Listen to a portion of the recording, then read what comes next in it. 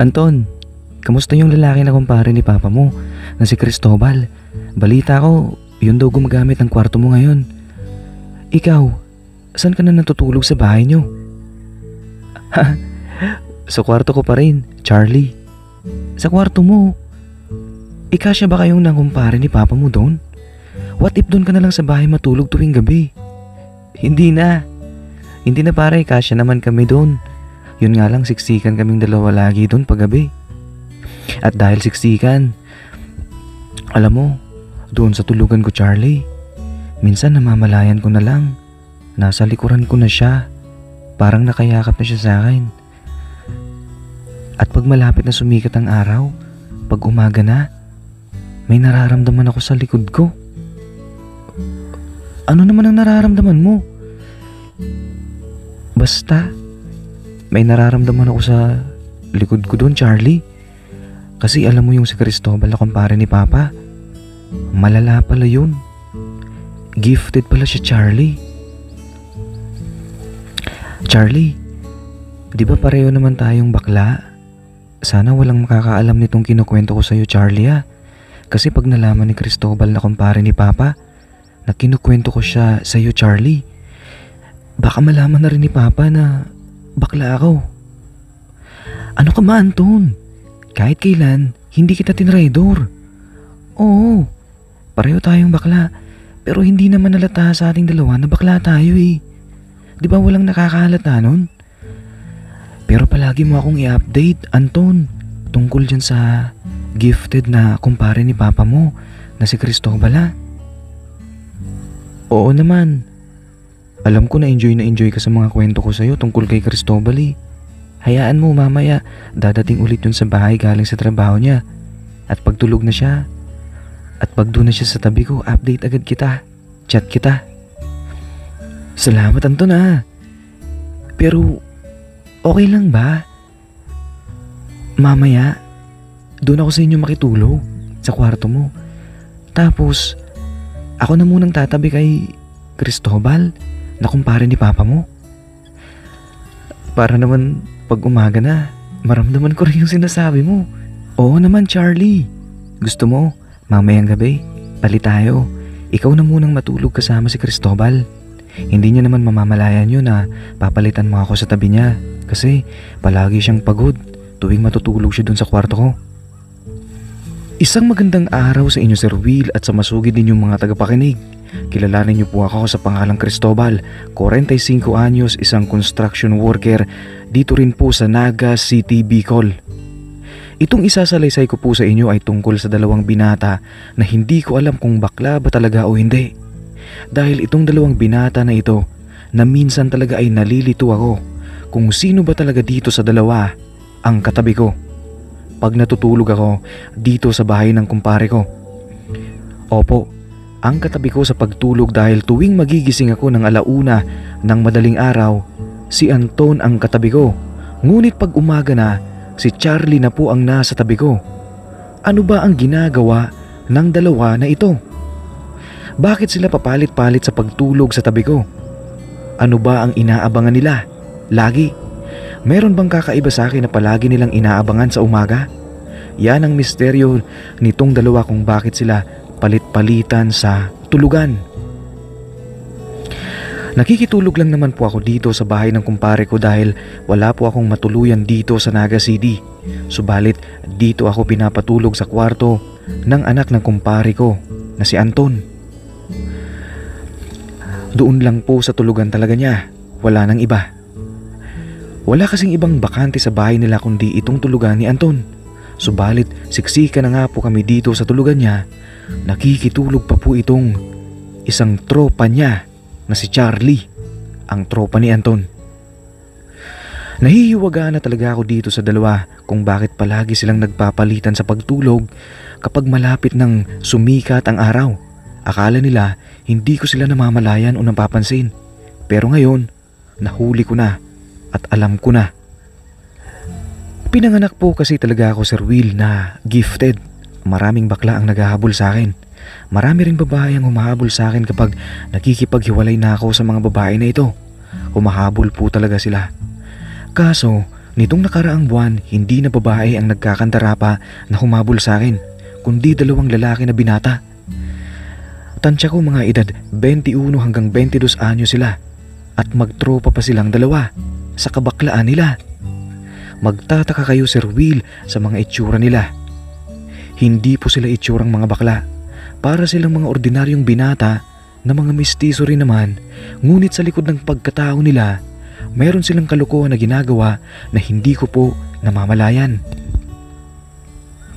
At sa pagpapatuloy ng salaysay na ito, narito ang mga sumunod pang mga kaganapan Sir Will. Ako po ang nagsasalita dito una. Charlie at Anton, anong ginagawa nyo? Bakit nyo pinapalitan ng unan at kumot ko dito sa tulugan? At naunang sumagot si Anton. Ay opo, Kuya Cristobal. Pinapalitan ko po talaga ng unan at kumot kada linggo. Itong tulugan ko. Bali, mas manipis po na unan ang gagamitin natin sa ngayon at mamayang gabi para damang-dama ko po. Ha? Anong damang-dama? Tanong ko po noon Sir Will. Pero kaagad na sumabat si Charlie. Huy, wala po yun. Kuya Cristobal, ang ibig pong sabihin ni Anton, damang-dama po niya ang pagmamahal sa likod niya. Dito na po Sir Will nagsimulang mag-isip. Nagsimulang mag-isip ako sa mga sinasabi ng dalawa na ito. Pagmamahal daw kuno sa likod ni Anton. Samantalang unan nga itong siyang palagi kong yakap at nasa pagitan namin ni Anton. Opo, yung una na yon na makapal, hindi itong una na manipis na ipinapalit na ni Anton nung araw na yon. Yung una na makapal po ang palaging nasa pagitan namin dahil yung una na po yun ay palagi kong yakap at minsan sinasandalan ko rin po ng aking mga binti at legs tuwing tulog na po ako. Pero ang unan po na yon na makapal na yon, minsan po nawawala po yun. At minsan nagigising ako na si Anton na po pala ang nasa harapan ko at yakap ko kapag tulog po ako sa madaling araw. Palaisipan sa akin bakit pinalitan ng mas manipis at anong purpose ng manipis na una na ito.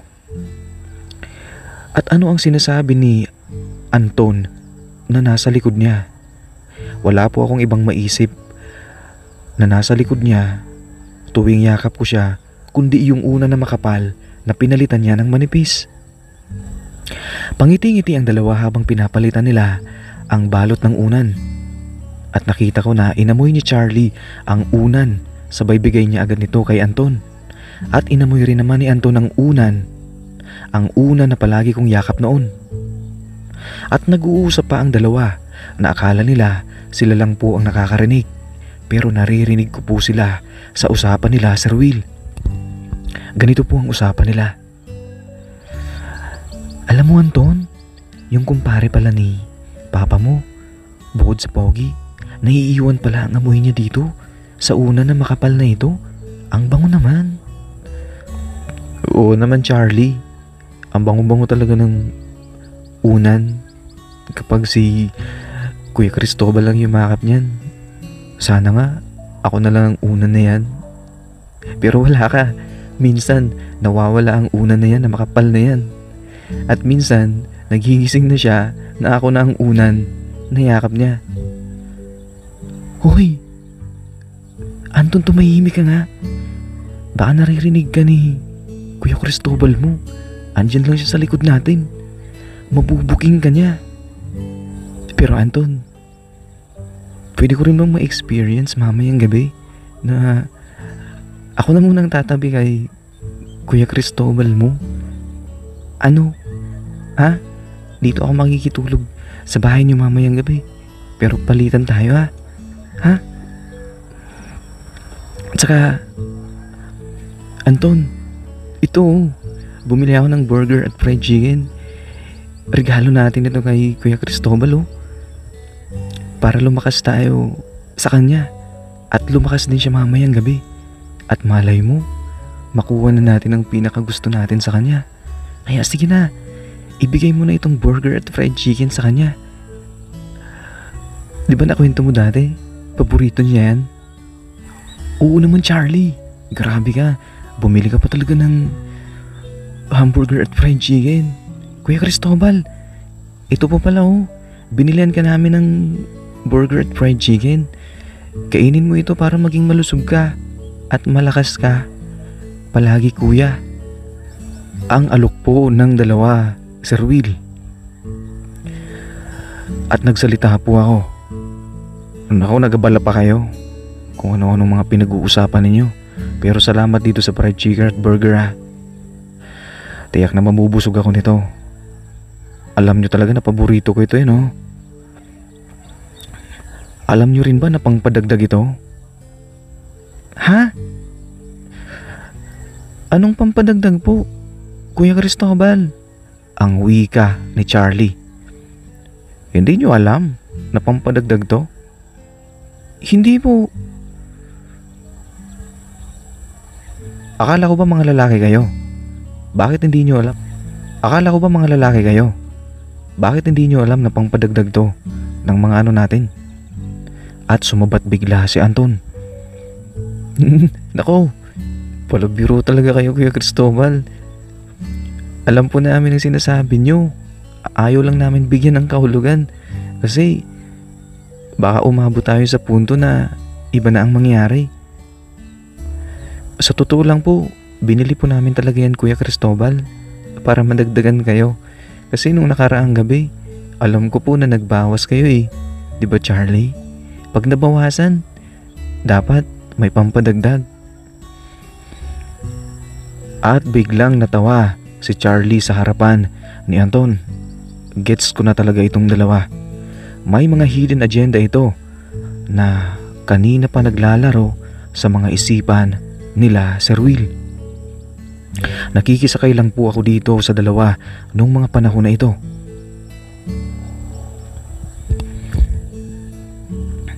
Kuya Cristobal, kainin nyo na po yan para madagdagan na po ulit ang nawala sa inyo nung isang gabi. Kasi mahilig po pala kayo Kuya Cristobal magpaligaya ng sarili nyo eh. Anong magpaligaya ng sariling sinasabi mo? Nakita mo? Uwi ka ko po Sir Will kay Anton. Hindi ko po nakita. Naririnig ko lang po. Nasa likod kasi kita lagi kuya eh. Naririnig ko lang po lagi yun. Pero hindi po ako tumitingin kapag nanonood kayo dun sa cellphone nyo. Mga walang hiya Sir Will. Marami na pala talagang alam si Anton tungkol sa akin. Dito na po ako bigla umalis Sir Will at dala ko ang fried chicken at hamburger patungo sa kusina nila. Umalis po ako bigla kasi palala ng palala ang usapan at ang mga sinasabi nila ni Anton at Charlie. Tuwang-tuwa sila sa mga naririnig nila sa isa't isa na akong pinag-uusapan nila. Anong klaseng mga tao ba ito? Ganito na po ba ang mga bagong henerasyon ng mga binata ngayon? Sila ay mapupusok at palaban na talaga. Pati ang mga pribadong buhay ko ay alam na nila. Mahirap talaga pag nakikitulog sa ibang bahay. Tuwing magpapaligaya ka ng sarili mo at manunood ka ng cellphone, yan, talagang may makakaalam yan sa hindi mo inaasahang pagkakataon. At nung kumakain na po ako sa kusina ng burger at fried chicken, nakita ko ang dalawa na si Charlie at Anton nakatayo po doon sa may pintuan ng kwarto kung saan ako nakikitulog, sa kwarto ni Anton. Usap ng usap ang dalawa at pangiti-ngiti sila sa akin. Pakiramdam ko po noon napapaligiran ako ng dalawang bakla na may matinding pagnanais sa isang gifted na kagaya ko. At ilang segundo pa nga lumapit na ang dalawa sa akin. Kumuha ng tubig si Charlie doon sa may lababo at si Anton naman ay umupo po sa may tabi ko.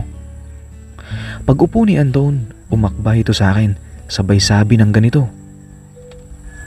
Kuya Cristobal, alam mo po, ang mga kagaya nyo, ang kinababaliwan ko.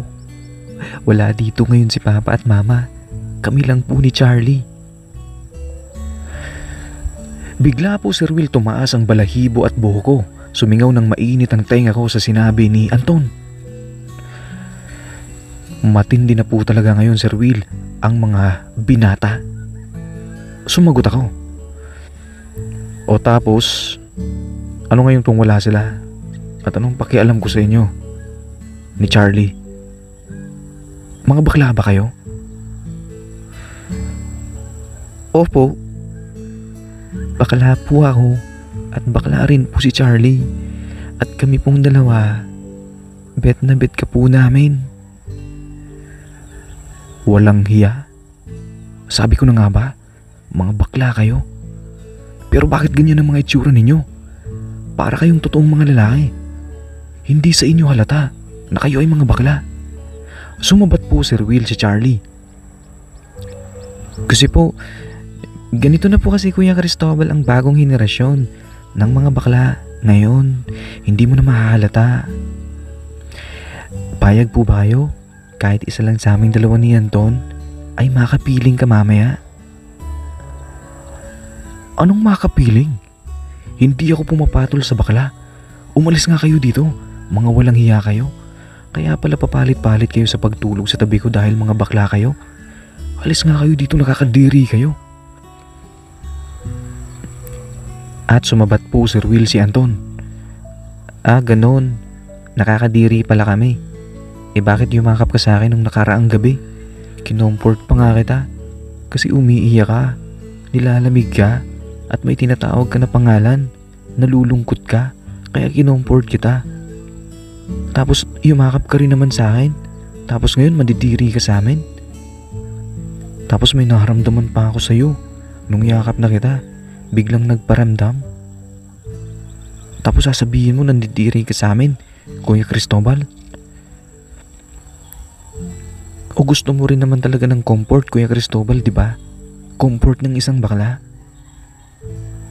At dito na po ako tumahimik, Sir Will, dahil ang mga sinasabi ni Anton ay talagang nagpa-high blood na sa akin.